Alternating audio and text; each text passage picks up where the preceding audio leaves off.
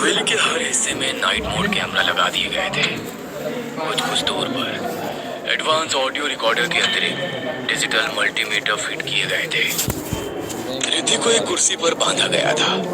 वहीं अनंत अपने electromagnetic detector के साथ रिद्धि के ठीक सामने पूरी तरह से सतर्क और हर आहट पर नजर रखे हुए था। प्रिया और संभव अपने अपने मीटर लेकर पूरी हवेली की ऊर्जा का ग्राफ बनाने में लगे थे।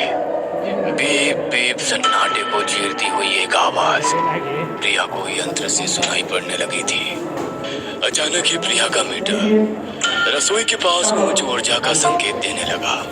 प्रिया के माथे पर सलवटें पड़ी और उसने अपने सूखते हलक में 2 बूंद पानी के उतारकर रसोई का रुख कर लिया।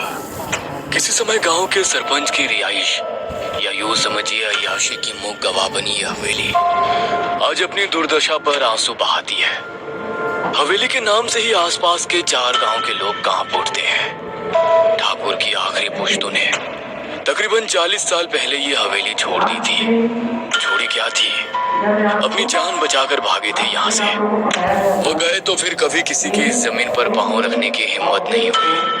कहते हैं कई बार बहुत से हिम्मती और शैतानी ताकतों से लोहा लेने वाले इस हवेली में आए, लेकिन यहाँ से वापस लौटे तो किसी से कुछ कहने लायक ही ना रहे। इस हवेली की कहानी साधारण नहीं थी, बल्कि काफी रहस्यमयी और डरावनी थी।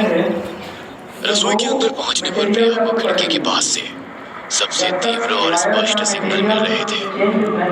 दूसरी तरफ संभव भी पूरी हवेली में सिग्नल का पीछा करते करते रसोई के पीछे की तरफ गार्डन में हाई सिग्नल देखते हुए पहुंच गया था। दोनों ने एक दूसरे को देखा और हाथ में पकड़े ग्राफ पर एक गोला खींच दिया। उन दोनों के हाथ में पकड़े मीटर का कांटा ये संकेत देते हुए शोर मचा रहा।